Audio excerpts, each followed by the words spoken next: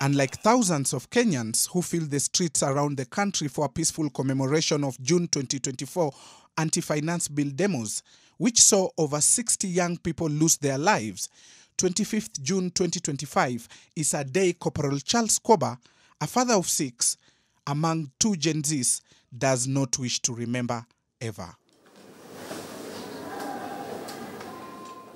When we arrived at Lion's First Sight Eye Hospital on Tuesday, a week after the chaos that marred the protest, doctors were battling to save Corporal Koba's right eye. According to Dr. Abhijit Razal, a consultant ophthalmologist at the health facility, the police officer's eye needs 2 urgent reconstructive surgeries that will cost at least 1 million shillings lest it loses sight for good. The doctor says the eye has 60 to 70% chance of survival at the moment. After 1 month or maybe after 6 weeks, we'll get an idea how much he will recover.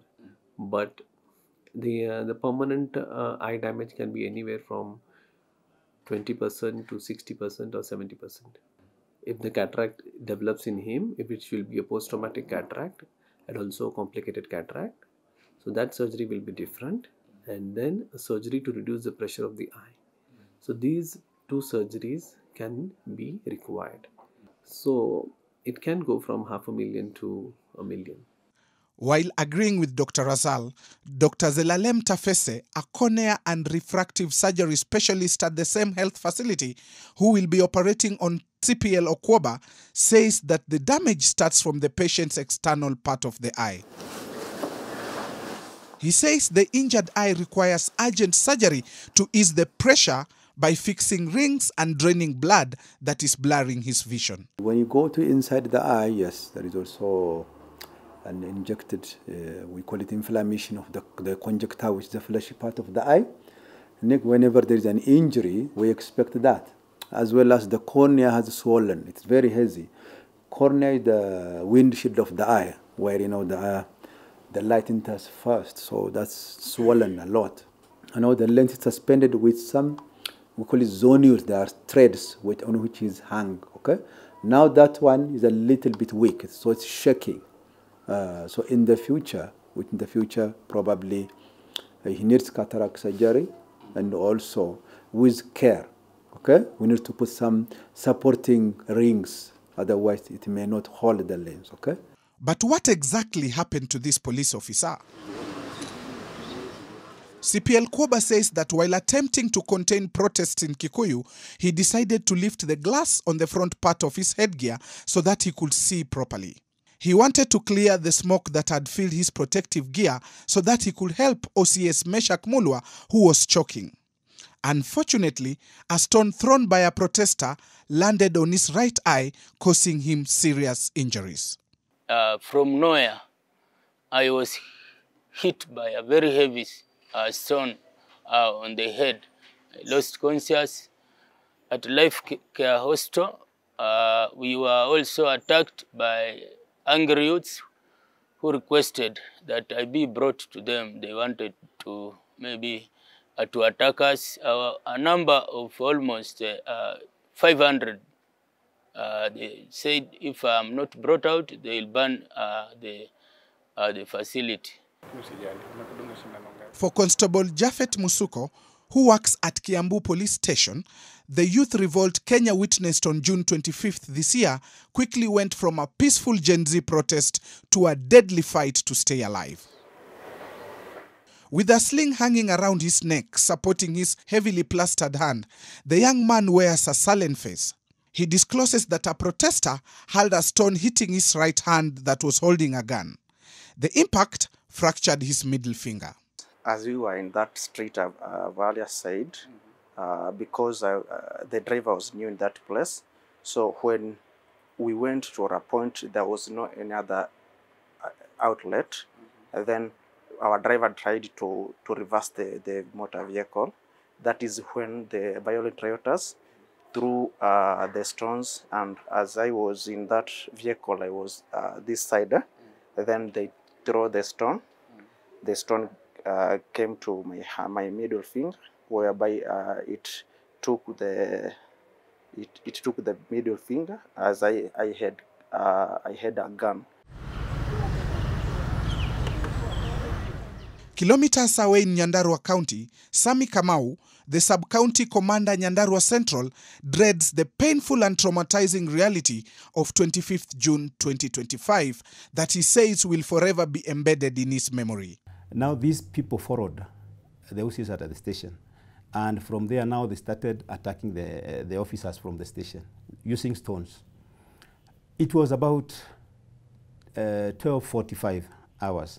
And the procession had started at around 10. So about 2 hours, it was so peaceful. Thereafter, now it turns to be riotous. And considering our numbers, we couldn't maybe resist. All what we decided to do was to hold the ground and save the situation. To his profound shock, about 1,000 goons who had assaulted their OCS Phyllis Wairimu laid siege at their station in an attempt to burn it down after overpowering them. There were some young men who were throwing stones. When we tried to push them from throwing stones towards the station, even the rockers could land with them. So we couldn't clearly tell exactly who was doing what. He discloses that despite being provoked, the outnumbered police officers made a decision to refrain from using live ammunition as they did not want any death on their hands.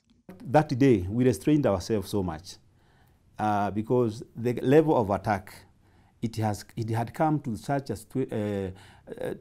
levels that one could be forced to use lethal weapons, but we restrained ourselves. This is so good. Asante.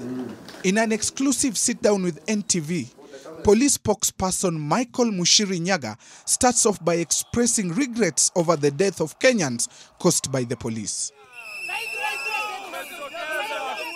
He discloses that besides being a police officer, he is a father of a Gen Z who is in his 20s.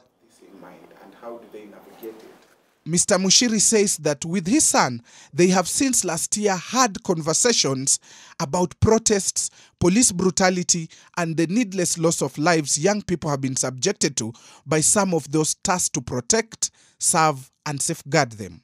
For those deaths, the National Police Service has categorically said that it really takes lots of empathy with the events that culminated into those deaths. Any death is something that would not be taken so lightly. It's heavy. And then remember, even before the 25th, there had been other, at least 2 deaths that captured the attention of the country. The Albert Ojwang case, which was so terrible, so tragic, and for which the National Police Service gave its version and said that it deeply regretted that death. Then, of course, what followed?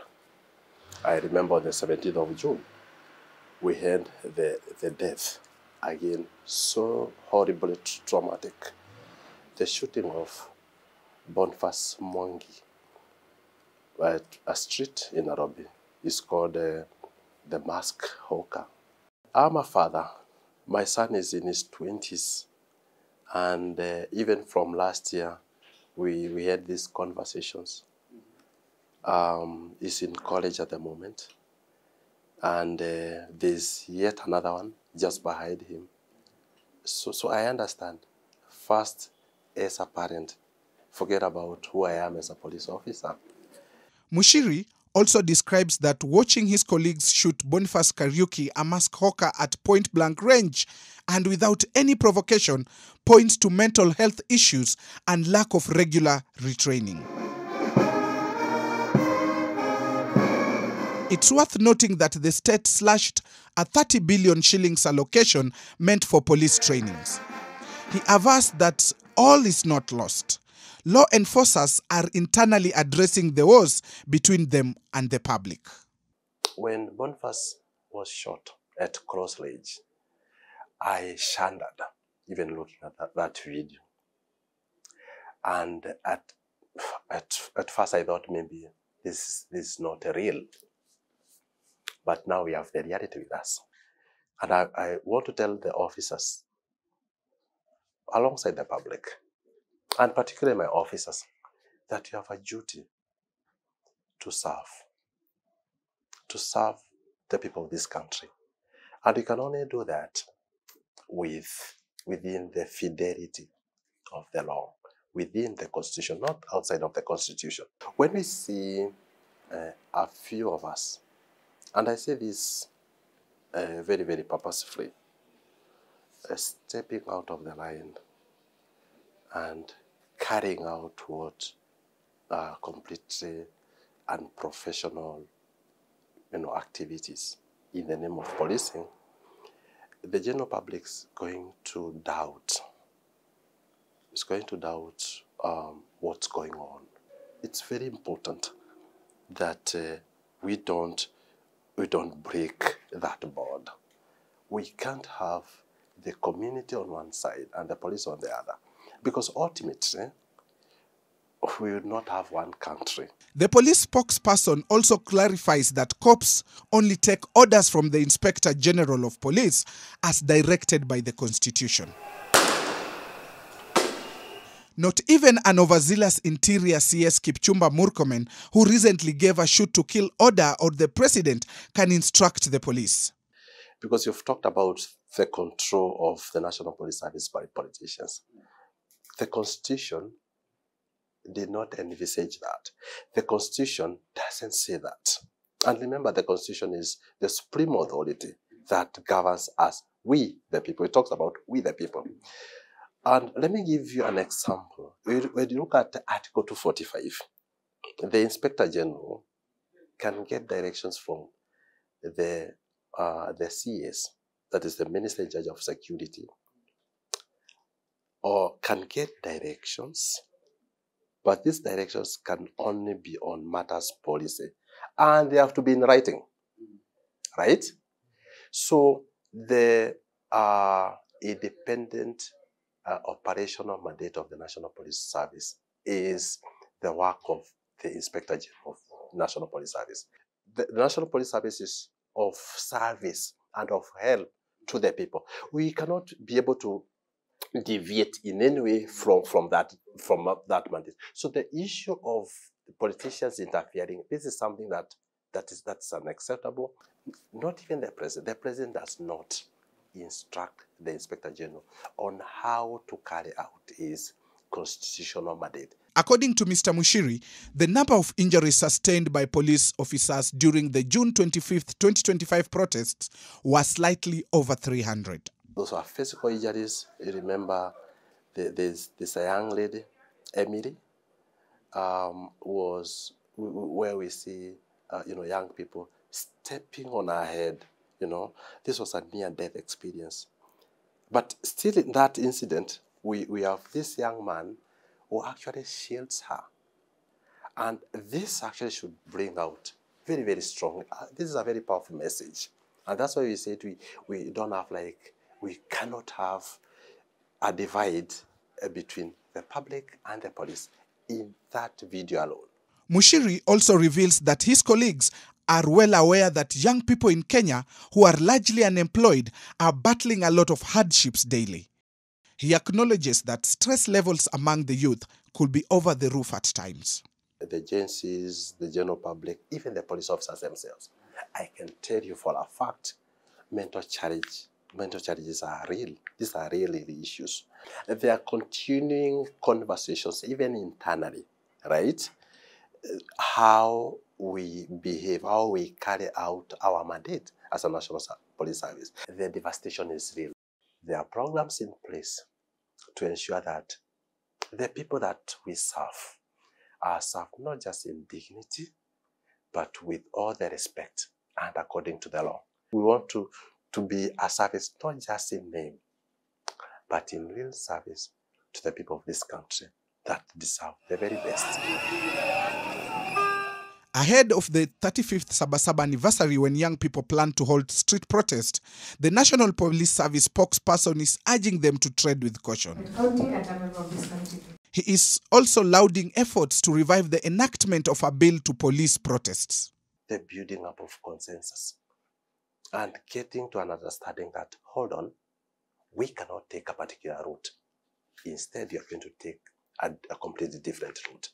I've seen Parliament try to talk about or try to introduce the issue of orderliness in the protests. Exactly.